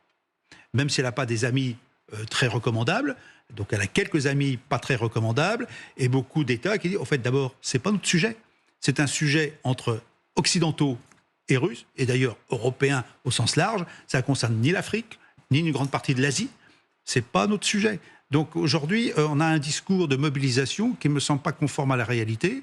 Et au bout de 3 ans et demi de guerre, comme ça fait quand même 18e train de sanctions pour les Européens, on voit quand même que l'effort de guerre continue. Alors oui, ça a des nuisances, oui, ça a des effets, sans aucun doute. Mais est-ce qu'il y a des effets suffisants pour arrêter la machine de guerre de Poutine? Certainement pas à la date d'aujourd'hui. Donc aujourd'hui, on est là. Maintenant, je veux quand même rebondir sur Nuremberg tout à l'heure. Parce que comme ça fait 2 fois que vous le citez, n'oublions pas que Nuremberg, c'était quand même la justice des vainqueurs. Et que quand vous évoquez la Cour européenne ou la Cour de justice, peut-être, je ne sais pas laquelle vous parliez, en disant qu'il y a un tribunal qui va se mettre contre, je dirais, la Russie, il faudrait encore que la Russie soit battue. Parce que vous savez bien qu'un État qui n'est pas battu n'enverra pas ni ses dirigeants, ni ses généraux devant un tribunal. Ça, c'est la réalité historique. Voilà, c'est pas un jugement de ma part, c'est un fait. Tout à fait, voilà. Général, mais on est là quand même dans un conflit superposé. Il y a un aspect existentiel de la Russie contre l'Ukraine qui veut anéantir ce pays parce qu'il considère que c'est la Russie. Il y a aussi l'aspect civilisationnel où nous avons les pays, les régimes autoritaires contre les démocraties qui sont fragiles mais qui sont très en danger. Et donc nous ne pouvons pas nous permettre de capituler et de vivre le 21e siècle sous le dogmatisme des pays autoritaires. C'est pas ce que je voulais dire. Alors rapidement, Général, parce qu'on est sur les sanctions. Donc la réponse est simplement que rien n'empêche l'Europe de mener ces procédures. Mais moi, je parle de l'aboutissement de ces procédures. Si la Russie n'est pas battue, personne n'ira dans nos tribunaux. Et nos tribunaux, on aura eu la bonne conscience de les avoir montés, mais n'auront eu aucune efficacité. Mais allez, s'il vous plaît, on revient sur les sanctions. Natalia Turin, parce que c'était intéressant ce que vous disiez sur comment les jeux vidéo et les armes. C'était un exemple fictif. Oui, mais est-ce que vous pouvez nous expliquer justement comment la Russie détourne ses sanctions économiques? C'est pas spécialement la Russie qui les détourne, c'est l'Europe elle-même. C'est ce qu'on voit dans cet exemple. Il faut commencer par l'Europe elle-même. Avant de dire on va faire des sanctions contre les pays tiers, il faut que l'Europe arrête d'acheter le pétrole et le gaz liquéfié russe. Parce que le gaz liquéfié russe, il est produit à Yamal. Il faut demander à un juriste, mais à ma connaissance, ça appartient à Total. Ça m'étonnerait que Total interdise d'utiliser ce gaz liquéfié. Et d'un autre côté, il y a quand on a dit qu'on allait punir les bateaux qui contournent effectivement le bassin européen et qui font des détours énormes dans le monde, ces bateaux, de 600 bateaux, il n'y a que 5 qui étaient arrêtés. Les autres, il y a sur Internet la carte, vous pouvez voir comment volent les avions, vous pouvez aussi voir tous ces bateaux, c'est ouvert. Oui. Vous pouvez ouvrir cette page Internet, moi je peux ouvrir, on les voit, personne ne fait rien. Et puis, le pétrole russe, il va à Bombay il devient le diesel, et le diesel vient où? À Hambourg, et en Hollande. Donc c'est simple. Donc il faut d'abord que l'Europe arrête de financer cette guerre. Alors, parmi les pays qui achètent du pétrole russe, il y a l'Inde. Et hier encore, Trump pensait que l'Inde allait changer de politique. Eh bien, j'ai cru comprendre que l'Inde n'allait plus acheter de pétrole à la Russie. C'est ce que j'ai entendu dire. Je ne sais pas si c'est vrai ou non, mais c'est une bonne initiative. Nous verrons bien ce qui se passera. Voilà, l'Inde, on a vu ce qui s'est passé aujourd'hui. L'Inde a annoncé qu'elle continuera à acheter du pétrole russe malgré la pression de Trump. Ce sont 2 sources gouvernementales qui l'ont affirmé. Ce n'est pas si simple d'arrêter d'acheter du jour au lendemain, disent ces sources gouvernementales indiennes. Oui, parce que je crois qu'un dirigeant indien a rappelé qu'il n'allait pas mettre son économie en difficulté pour faire plaisir à Donald Trump. Alors, il n'a pas dit ça exactement à la fin comme cela, mais il y a je dirais, il faut rester objectif au sens intérêt des uns ou des autres. Autant l'Inde pourrait condamner la Russie et contribuer par l'acceptation de ces contraintes en disant je n'achète plus de pétrole russe, mais d'un autre côté il y a des intérêts nationaux et c'est ça qu'on a du mal à comprendre aujourd'hui. On a tellement d'interdépendance les uns avec les autres en termes économiques en particulier qu'on ne sait pas toujours comment s'en sortir pour peser sur la décision de l'autre. Comme je disais tout à l'heure, dès lors que les Américains eux-mêmes achètent du combustible retraité pour leurs centrales nucléaires aux Russes, il n'y a pas d'embargo, il n'y a pas de sanctions. Quand on sait que le titane est fabriqué, élaboré à 30% par une société russe et que Boeing et Airbus en ont besoin, vous voyez bien qu'il n'y a pas non plus de sanctions. Ce n'est pas un jugement de valeur, c'est une réalité. Il y a une réalité économique. Et c'est ça la complexité du monde d'aujourd'hui. C'est qu'on cherche le biais par lequel on peut faire une pression. Et puis il y a une réalité économique avec des questions de politique intérieure, d'économie intérieure, et qui fait qu'on n'est pas capable à un moment donné d'avoir des sanctions aussi dures qu'on l'aurait souhaité, simplement parce que ça ne fonctionnerait pas. Nathalie Aturine, on voit que les sanctions, ça ne fonctionne pas. Quelles sont les cartes que Trump peut avoir en main pour faire plier Poutine? Qu'est-ce qui serait plus efficace? Très simple, par exemple, arrêter les avoirs de la Banque centrale russe. Parce que tout le monde parle de ces avoirs qui sont à l'étranger, les 300 milliards. Mais Poutine, il a dit au revoir à ces 300 milliards. Tout le monde considère que... Après, c'est à l'Europe de trouver un système où ils peuvent et les utiliser, parce que juridiquement, c'est terriblement compliqué. Mais arrêter les avoirs de la Banque centrale, c'est la première chose qu'il faut faire. Mais est-ce qu'ils oseront? Même question, Violetta. Certes, c'est un peu comme sur l'aide militaire. On a dit qu'on ne fait pas assez, on fait trop peu, très lentement. Sur les sanctions, c'est la même chose, j'ai envie de dire. Tant qu'on fait les choses à moitié, on ne peut pas avoir les résultats espérés. Et donc, d'un côté, on voudrait éviter la vraie Troisième Guerre mondiale parce qu'on n'a pas envie d'être en confrontation. Mais de l'autre côté, on n'est pas assez clair et on ne va pas jusqu'au bout et on fait les choses à moitié avec les exemples qu'on a donnés et que les collègues aussi ont donnés. Et c'est sûr que ça incite à une prise de conscience de manière beaucoup plus sérieuse en fait, sur le fait que si on joue encore comme ça pendant X temps, qu'est-ce qui va se passer par la suite? On risque d'arriver dans une phase de confrontation militairement parlant dont personne ne veut. Général, il nous reste 1 minute. Même question que les invités précédentes. Que peut-on faire de plus? Qu'est-ce qui pourrait être plus efficace pour faire plier Poutine? Il n'y a qu'une seule solution, celle de fournir des équipements militaires en nombre suffisant à l'armée ukrainienne, à condition qu'il y ait aussi les hommes pour les servir. Parce qu'il y a aussi un problème de ressources humaines. Et les seuls qui, aujourd'hui, ont la capacité de fournir des armements en nombre suffisant, ce sont les États-Unis. Et la dernière parole que vous avez passée sur Donald Trump, en disant que ce n'était pas sa guerre, montre bien que ce n'est pas forcément cette solution qui sera choisie. Merci beaucoup, Général. Merci à tous les 3 d'être venus sur le plateau de LCI Direct. Vous restez avec nous dans un instant. Trump, Poutine, assiste-t-on à une escalade nucléaire?